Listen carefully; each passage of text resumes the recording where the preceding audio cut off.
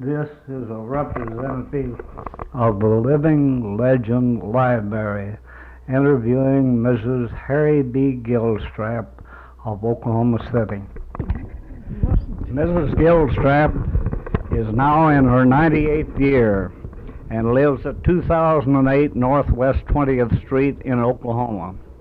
She is a truly representative pioneer of the Indian Territory, and we will at times in the interview ask her certain leading questions.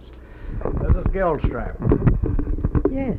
When did you come to the Indian Territory? What year? 89. In 1889. And you settled in Chandler? No, there was no Chandler then. That's right. Where did you settle? Well, at Second Fox Agency. Second Fox Agency. And that your father was the general in command of the affairs of the Indians, Yes. was he not? Yes, he had 5 tribes. 5 tribes. Okay. What were those tribes, please? The Second Fox, and Iowa, and Potawatomi, and Shawnee, and Kickapoo. And you were a school teacher in the early days, were you Yes, not? I was. I was just out of school. Where did you teach? Was it a country school or a high school? It was an Indian school. Indian school. And I believe that in your experiences you had such famous students as Jim Thorpe and his Yes. brother, Yes. and that you were present when Jim's brother passed away Yes, I of was an unknown ailment, fever. Well, he had pneumonia after the measles. There were 60 children that had measles at one time. Let me ask, this is a little diversionary, but let me ask, did you discover in Jim the future greatness of No. the athlete? You did not. No. Well, I guess that came along later. Much later. And what year was the Second Fox Nation Agency open to settlement, or rather the reservation? Opened in 1921, 1891. 91. 81. And you decided you would make the run, is that Yes. correct? Yes. And you had some opposition in your family, I understand. Well, all of my family made the run, excepting my father. My brother was with me. Well, Oh. not with me, but he made the run. How many would that number? Well, my brother and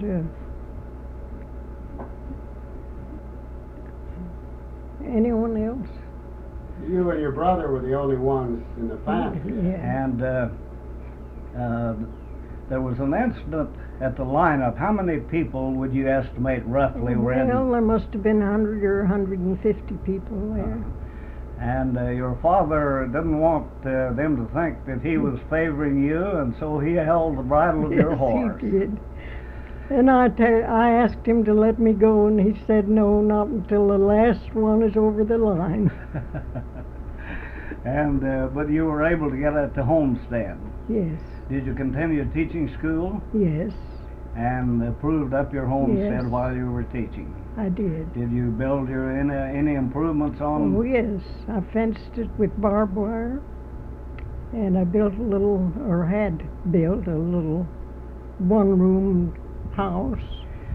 Now, just about where was your homestead from the nearest settlement? Well, the nearest settlement was the agency, and it was about 3 miles from the agency. From the agency. That doesn't represent a town now or No. anything. It's still. Was that in the central part of the reservation? It was south of Stroud. South of Stroud. Mhm. And West of Craig. you say you did homestead a quarter section. Yes, And paid $1.25 an acre for it. paid $1.25 an acre. I expect that was a bargain. Well, that's what everyone had to pay for their Yes. land. And you supervised the farming of it, the tillage, and taught school. Is that Mhm. correct? Yes, Did you live out there? I went out weekends You had and to spend prove a up, night. didn't you? Well, that's very, very interesting, yeah. Now, Chandler was how far away? Well, when there was a Chandler, it was how far? 35 miles. 35 miles. And you met a young blade there who was editor of the newspaper, did you not? Yes. Harry B. Gilstrap. Yes. I didn't meet him for a long time. You didn't? No. What year were you married? In 1890, 1899. Was that? 99. Well, let's have it back that far anyway, you know. That's Lee Gilstrap in the background, and Lee has had quite a brilliant career with the Oklahoma Military College and in 2 world wars, World War I and II, and he was one of the youngest commissioned officers in World War I and was decorated with the Distinguished Service Cross, the DSC. Lee, we're having, if you can help us on this interview and bring up anything, just come right in. Now, Mrs. Gilstrap, was this somewhat of a risky undertaking, this settling of a claim in those days? Well, yes. There were people ready to jump the claim if you didn't abide by the law. Claim jumpers. Mm-hmm. Did you ever have any difficulty with Yes, them? I did. You did have. But you were able, through the legal process, Yes. to prove your claim. Indeed, I was. And how long did you hold this claim? Well, until after I went to Lawrence, Kansas to teach in the, You moved to Lawrence to teach, and this was before your marriage. yes. Had you met Mr. Gilstrap when you went to Lawrence? Well, I had met him because I had been in his office to pay my publication fees. Oh, he charged you just like he did Yes. other people, did he? Well, I think he would have courted you by saying that's all right. I imagine newspapers in that day had a pretty hard time meeting with a small budget. Yes, they did. And it was after I went back to the agency to teach in 1896, I think. And We will put in the record here that Mrs. Gilstrap's husband, Harry B. Gilstrap, was Veterans Administrator for the state of Oklahoma, I believe commencing in 1923. Is that correct? yes, And he was one of the outstanding citizens of the state. And the Republican Party sent him to Washington to kind of hold the reins over Manuel Herrick when Herrick was unexpectedly elected to Congress from the 8th Congressional District. Did you accompany Mr. Gilstrap to Washington? yes, I did. Well, now in these days, we had an interview recently with Tom Crystal, who started carrying the mail in 1908 on a 26-mile route that included sections of Payne, Lincoln, and Logan County. And Tom told us of the very difficult roads that he encountered at that time. Was that your case also? Oh, yes, it was.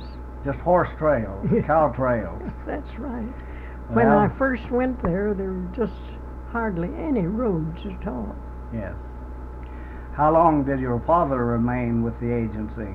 Only 4 years, of course. 4. He went under the Harrison administration. Well, that was an interesting experience for him to direct the run for homes, wasn't it? Yes, Did you run from the what edge of from the Creek County. from what Creek County. Creek Country County. County? Mhm. Yes, that was Adjacent to Lincoln County. yes. Now this was the third run that was held. It was at Central first, part of Oklahoma, 7 counties, and the Cherokee Strip. not until after that was opened. That was opened in Are we open? Now, in this horse you were 1921. riding, was he or she a fairly swift horse? Yes, it was a running horse. Running horse. So you overtook some of those who Yes. started in front of you. Yes, and I was ordered to stay on the road. Well, now, was this a fertile piece of ground that you Well, yes, settled? I settled. It was fertilizing, I guess, but I didn't have any good luck. Yes. Well, what crops did you raise in particular? Well, it was mostly timber country, Mostly timber. timber on the And creek. that you didn't break out too much ground then. No. Well, I'd like, Lee, do you have any questions? Well, she raised hogs and they died of the cholera. And she raised cattle and they rustled her cattle. They rustled her cattle. So she had a rather bad experience insofar as her agricultural pursuits were concerned.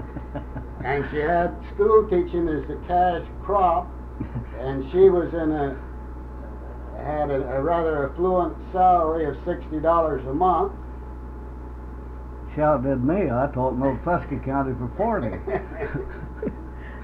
Well, I was perfectly satisfied with the salary. It was more than teachers were getting anywhere.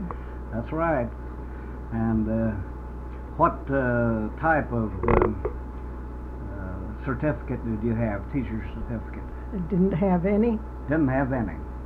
They didn't require first, second, or No. third. No, she attended Ottawa University and the University of Kansas. Mhm.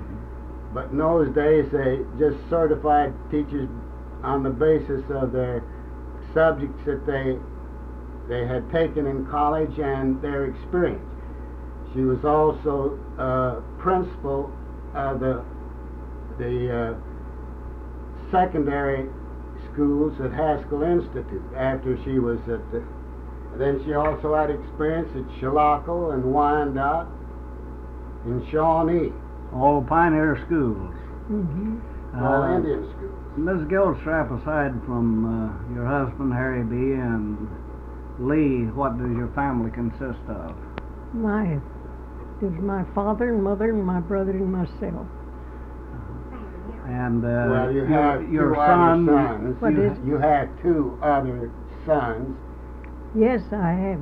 I have I have three sons. Are they all Lee, living? Yes, Lee. Well, and now Harry is- B. is in the editorial department of Yes. Amarillo News Yes. Globe, I believe, and Yes. has been sports editor there.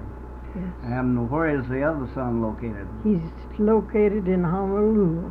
Honolulu. Well, that's a pleasant location. It's pleasant to them. They think it is wonderful. Yeah. He's vice chancellor of the University of East-West University of Hawaii, and he's former United States ambassador to Malawi. To where? Malawi. Well, that's a very interesting career he's had also. Yes, he was formerly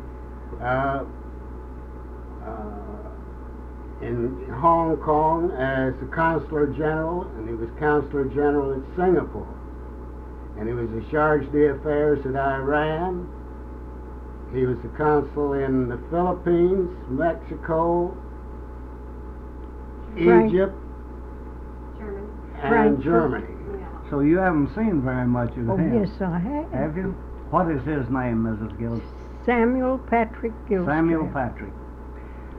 Well, his life has been one of a roving Very. disposition, hasn't it? Yes. All over the world. He's been all over. Well, now getting back to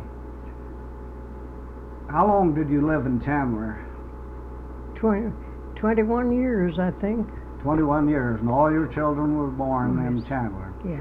And it was a rather primitive town itself, Yes. wasn't it? Yes, it was. But it had aspirations to be a Yeah. substantial city, and was tried to build toward that. Yes. By the way, Chandler was the home of many men who became very active in politics in Oklahoma, wasn't it? Yes. Well, let's Governor see. Robertson. General Roy Hoffman, Yes. J.B.A. Robertson, former Yes. governor, Yes. and Harry Pentecost, Yes. and The Rittenhouse, Rittenhouses, who came to Oklahoma City and identified themselves. H.M. Johnson of the United, Hugh. Not Hugh the Johnson. Ewing, but Emory. John Emory. John Embry. Yes. And you were acquainted with all these Oh, men. yes. Chandler had the reputation of being a hotbed of politics, a good training school. It was pretty good Republican when we were there, but They don't now. However, you have a Republican senator from there now. yes, and he publishes Farrell. the paper. And you had a Republican member of the legislature, Craig. Yes.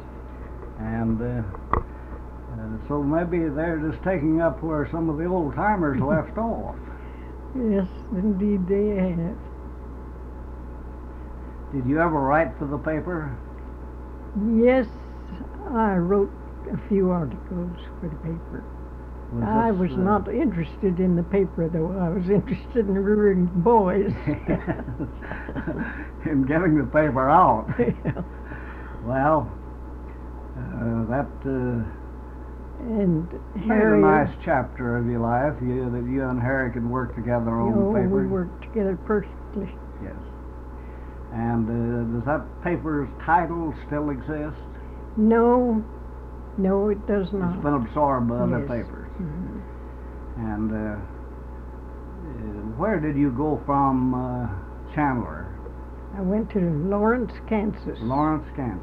to the Haskell Institute. Haskell Institute. Did Harry accompany you there? No, we weren't married then. You weren't married then. And how long did you teach at Haskell? About 3 years. Could you talk any of the Indian language? You just talked English to them. English. Well, Haskell has quite a reputation and had a greater reputation in those days Yes. as an athletic school. Indeed they did. We interviewed Owen B. Acton, who started playing football at Oklahoma University in 1905. Mhm. And he's perhaps the only living member of the squad. And Haskell was on Oklahoma University itinerary. Yes. And they were in the Missouri Valley Conference.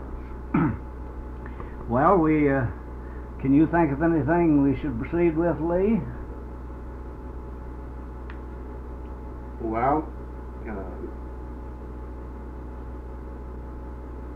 among our other interests, she was quite active in church and Sunday school work. She was state superintendent of teachers' instruction. Her only effort politically was she led the Republican ticket as Commissioner of Charities and Corrections. Was that a statehood? It was in 1918, wasn't it, that you ran? During the war. Well, that's And 1918. you were more or less active in the American Legion Auxiliary and Yes, Veterans I Affairs. organized it At in Chandler. Uh-huh. Well, that came, I guess, stemmed from the fact that your boys were in the service. Yes. Well, I have enjoyed this interview very, very much. And I want to relate that you had a little fall lately, did you not? Yes. How long were you in the hospital? About 10 days. 10 days. You've recovered remarkably well for a woman in her 98th year. It's a wonder I didn't finish myself off. That's the pioneering spirit, is to get well, isn't it? Yes, it is. And to overcome odds and Yes. difficulties. Well, Mrs. Gilstrap, we're interviewing you as one of the most typical pioneer women of the Indian Territory. And if any of your friends are interested in hearing this interview, they can come to the Oklahoma Christian College at Memorial Road and Eastern Avenue and contact Mr. Ross, the director of this program. and he will see that they have earphones and are hooked up and hear the interview. That stands for your friends, your relatives, including the Second Fox Agency. And I thank you very much for your time.